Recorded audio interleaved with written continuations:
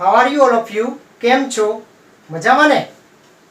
અહીંયા જુઓ આપણે આ લેક્ચરમાં શોઈંગ પર્પસ એટલે કે એડવર્બ ક્લોઝ ઓફ પર્પસ નો ઉપયોગ કરવાનો છે. હવે પર્પસ એટલે હેતુ દર્શાવીએ છીએ આપણે, એટલે કે હેતુ અથવા તો ઈરાદો દર્શાવવા માટે આપણે શોઈંગ પર્પસ નો ઉપયોગ કરવાનો છે. હવે એના માટે યુઝ જુઓ તો કે આ શોઈંગ પર્પસ નો ઉપયોગ કઈ રીતના કરીએ છીએ તેના વિશેનો યુઝ. સામાન્ય વાતચીતમાં વ્યક્તિ કોઈ કાર્ય કરવા માટે પોતાનો હેતુ કે ઈરાદો રજૂ કરે છે. વ્યક્તિનો કોઈ હેતુ કે ઈરાદો રજૂ કરવા માટે આ ફંક્શનનો ઉપયોગ થાય છે. એટલે કે આપણે કોઈ વ્યક્તિનો હેતુ છે, ઈરાદો છે, એ રજૂ કરવા માટે આનો આપણે ઉપયોગ કરવાનો છે. તો કે હવે જો આગળ આ ફંક્શન દર્શાવવા માટે લેવામાં આવતા લેંગ્વેજ એલિમેન્ટ્સ નીચે મુજબ છે. તો કે આમાં લેંગ્વેજ એલિમેન્ટ્સ ક્યાં ક્યાં છે તેના વિશેની વાત છે. તો કે જુઓ, for, to, in order to, with a view to, so that, in order that, એટલે કે આના જેવા શબ્દોનો આપણે ઉપયોગ કરીએ છીએ. હવે એની ફોર્મેશન જુઓ તો in order to, with a view to, so that, in order that છે એની ફોર્મેશન કેવી રીતના હોય છે તેના વિશેનો ખ્યાલ. There are different formations to frame this function. તો કે ત્યાં આ ફંક્શન બનાવવા માટે જુદી જુદી વાક્ય રચનાઓ છે. They are given here, study them. અને તેઓ અહીંયા આપણે આપેલ છે અને આપણે તેનો અભ્યાસ કરવાનો છે. ફર્સ્ટ ફોર્મેશન જુઓ, મુખ્ય વાક્ય પ્લસ so that અથવા in order that, એના પછી ગૌણ વાક્ય. તો કે ગૌણ વાક્ય કેવી રીતના હોય છે એના પછી જુઓ તો કે so that અને in order that પછી વાક્યમાં આવે પેલા સબ્જેક્ટ, પછી can અથવા could, જે પણ છે ભૂતકાળ હોય તો could, બાકી can, પછી V1 અને other word. આ આપણે so that અને in order that ની ફોર્મેશન હતી. હવે જો બીજી formation, subject, verb, object, with a view to plus ing વાળું ક્રિયાપદ પ્લસ other word. તો કે આ કેની હતી તો કે with a view to ની ફોર્મેશન હતી. હવે જુઓ અહીંયા third formation, subject plus verb plus object plus in order to, આ in order to વાળી છે.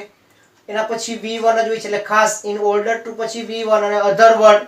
ફોર્થ ફોર્મેશનમાં સબ્જેક્ટ, વર્બ, ઓબ્જેક્ટ, ટુ એટલે કે ઇન્ફિનિટિવ, એના પછી હવે તે માટે પણ V1 જ હોય છે plus other word.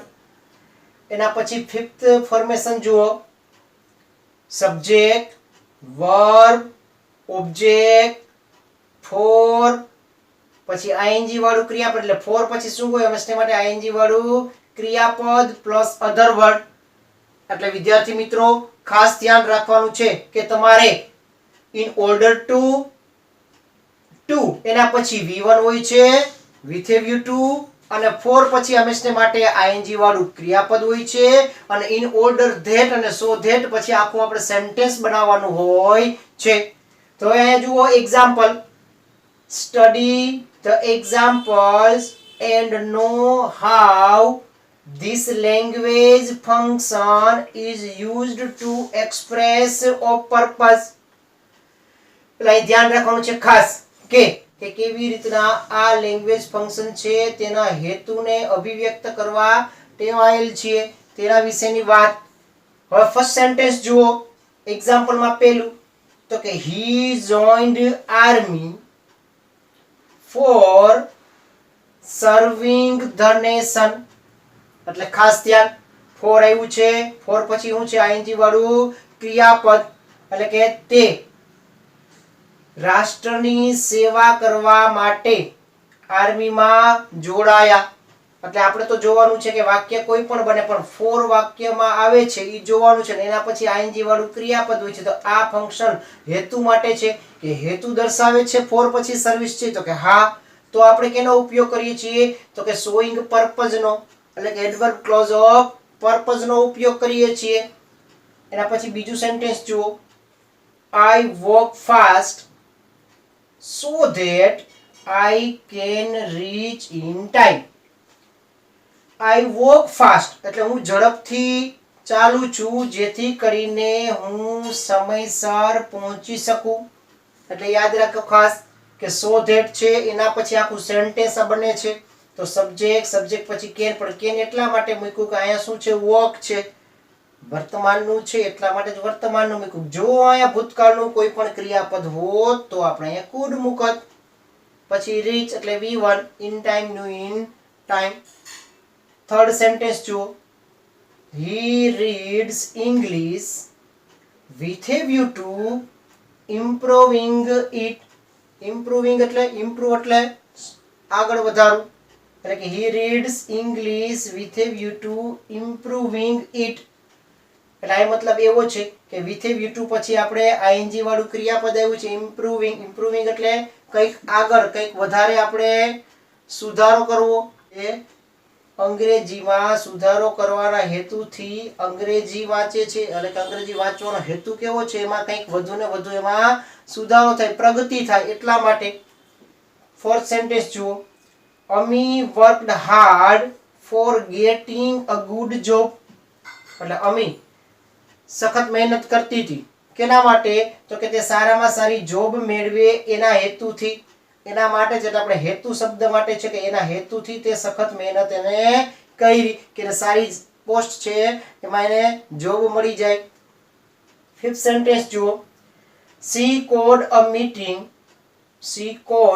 meeting in order that she could contact everybody.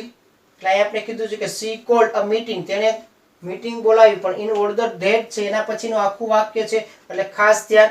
so that અને in order that પછી હંમેશા માટે આખું સેન્ટેન્સ હોય છે. અહીં સી છે પછી could એટલે અહીં cold છે એટલે could મૂક્યું, કારણ કે અહીંયા ભૂતકાળ છે એટલે ભૂતકાળ જ મૂક્યું. કોન્ટેક્ટ એવરીબડી છે તે ગોઠવે છે. મીટિંગ ગોઠવવાનો હેતુ શું હતો કે દરેક વ્યક્તિ સાથે કોન્ટેક્ટમાં બની રહે. તો વાક્ય, Ketan worked hard with a view to becoming rich. એટલે અહીં ધ્યાન કે with a view to છે એ હેતુ દર્શાવે છે શેના માટેનો, તો કે ધનવાન બનવા માટેનો. તો આપણે જુઓ કે કેતન ધનવાન બનવા માટેના હેતુથી સખત મહેનત કરી. એટલે આપને ખબર છે કે ઘણી વખત આપણે પણ કંઈ પણ પૈસા કમાવાના હેતુથી આપણે સખત મહેનત કરતા હોઈએ છીએ. હવે તમે ભણો છો તો તમે કંઈક આગળ જઈ અને સારી તમારી સ્થિતિ બને એટલા માટે જ આપણે ભણવાનો ઉદ્દેશ્ય છે કે તમે કોઈ પણ ધંધામાં સારી રીતના જોઈન્ટ થાવ, ત્યાં તમને સારું કામ આવી શકે, કોઈ પણ તમે એક સારી પોસ્ટ ઉપર સર્વિસ કરો, અથવા તો ગમે ત્યાં તમને આ જે એજ્યુકેશન છે એ કામ આવે એટલા માટે તમે અત્યારે ભણો છો. તો અહીંયા પણ એવું છે કે ધનવાન બનવા માટે તો આપણે એમ કહેવાય કે અમે એજ્યુકેશન મેળવવાના હેતુથી સખત મહેનત કરીએ છીએ. કંઈ પણ મેળવવાના હેતુ તો હોય જ છે. સાતમું સેન્ટેન્સ જુઓ, open the window so that you can get fresh air and more light. હવે અહીંયા છે કે open the window, તમારી બારી છે એ ખોલો, એનો મતલબ એવો જેથી કરીને તમે વધારે પ્રકાશ અને તાજી હવા છે તે મેળવી શકો. અહીંયા કદાચ તમે મે લખો તો પણ ચાલે. મોસ્ટ ઓફ આપણે ફોર્મેશનમાં કેન અને કુડ લખ્યું છે, પણ ઘણી વખત આવા સેન્ટેન્સો આવે તમે મે પણ મૂકી શકો, કારણ કે મે છે એને પરવાનગી આપે છે. એટલે ઓપન ધ વિન્ડો છે આપણે પરવાનગી દર્શાવતો શબ્દ મૂકી શકીએ, કારણ કે આને અનુસંધાને આપણે મૂકીએ છીએ. તો તમે કેન ની જગ્યાએ મે લખો તો પણ ચાલે. એટલે અહીંયા ખાસ ધ્યાન, સો ધેટ છે હેતુ દર્શાવે છે. એટલે હેતુ દર્શાવવા માટે કે તમને કેવો હેતુ છે કે તમે વધારે ને વધારે પ્રકાશ અને વધારે તાજગી વાળી હવા છે તેને મેળવી શકો. કારણ કે બહારની વાતાવરણની આપણે હવા છે કેવી હોય છે, શુદ્ધ હોય છે. એ મેળવવા માટે આપણે બારી ખોલવા માટે તમને કોઈ ઓર્ડર કરે છે. આઠમું સેન્ટેન્સ જુઓ, don't smoke in order that you may live long. જો અહીં મે આવ્યું છે તો કે અહીંયા આપણે કીધું છે આગળ કે ડોન્ટ સ્મોક, ધૂમ્રપાન કરશો નહીં. કારણ કે ધૂમ્રપાન કરીએ તો આપણે ખબર છે કે આપણું સેહત છે એમાં હાનિકારક છે, અને હાનિકારક હોય તો આપણું જીવન કેવું રહે, નિષ્ફળ રહે છે. એટલે કે તમે વધારે પડતા જીવી શકવામાં તકલીફ પડે છે, તમે વધારે જીવી શકો નહીં. કારણ કે ધૂમ્રપાન કરો છો તો કંઈક કદાચ ઇફેક્ટ બને. તો અહીં આપણે કીધું છે કે don't smoke in order that you may live long. ધૂમ્રપાન કરશો નહીં કેના હેતુથી કે જે તમે લાંબુ જીવન જીવી શકવાના હેતુથી ધૂમ્રપાન કરવું નહીં. 9મું સેન્ટેન્સ જુઓ હવે. Gandhiji went to England in order to become a barrister. Gandhiji છે ઇંગ્લેન્ડ ગયા હતા. આપને ખબર છે કે જ્યારે પણ પોતે વકીલનું ભણવા માટે ઇંગ્લેન્ડ ગયા હતા, તો અહીંયા પણ આપણે કીધું છે કે ગાંધીજી છે ઇંગ્લેન્ડ ગયા હતા કેના હેતુથી? એના હેતુથી કે તેઓ એક બેરિસ્ટર બનવા માટે. અહીંયા કીધું છે કે ગાંધીજી છે ઇંગ્લેન્ડ ગયા હતા કેના હેતુથી? તો કે એને બેરિસ્ટર બનવાના હેતુથી. બેરિસ્ટર એટલે વકીલ. વકીલ છે ને બનવું તો એના હેતુથી તે ઇંગ્લેન્ડ ગયા હતા. 10મું વાક્ય જુઓ. We should grow more trees so that we can reduce pollution. We should grow more એટલે કે આપણે વધારે વૃક્ષો ઉગાડવા જોઈએ જેથી કરીને હેતુ શેનો છે કે we can reduce pollution કે જેથી કરીને આપણે પ્રદૂષણને ઘટાડી શકીએ અને આપણું જીવન છે એ રહેવા માટે શક્ય બને. જો આજુબાજુનું જે એન્વાયરમેન્ટ હોય છે ત્યાં વધારે પોલ્યુટેડ હોય તો શું થાય? તો કે આપણે રહેવું અશક્ય બને છે. ઘણી વખત ઘણા લોકોને ઘણા ડિઝીઝ થતા હોય છે. તો આપણે એવા વૃક્ષો ઉગાડવા જોઈએ વધારેમાં વધારે કે જેથી કરીને આપણે પણ દરેક વ્યક્તિઓ કેવી રીતના જીવી શકે? સ્વસ્થથી, અને પોલ્યુશન છે તેને આપણે ઘટાડી શકીએ આ હેતુથી. તો અહીંયા તમે કોઈ પણ વાક્ય છે, દાખલા તરીકે અહીં તમને આપ્યું છે કે Ketan work hard with a view to, પણ તમે અહીં સો ધેટ થી પણ વાક્ય બનાવી શકો. વાક્ય બનાવવું છે સો ધેટ ને બદલે ઇન ઓર્ડર ધેટ નું તો પણ બનાવી શકો. Ketan work hard in order that he can become rich તો પણ બની શકે. પણ આ વર્કડ છે ને કેન નહીં આવી શકે. પહેલા વાક્યમાં પણ આપણે વર્કડ હોય તો કેન ના આવી શકે, પણ શું મૂકવું પડે? could મૂકવું પડે. તો તમે સો ધેટ નું બનાવ્યું હોય તો he could become rich.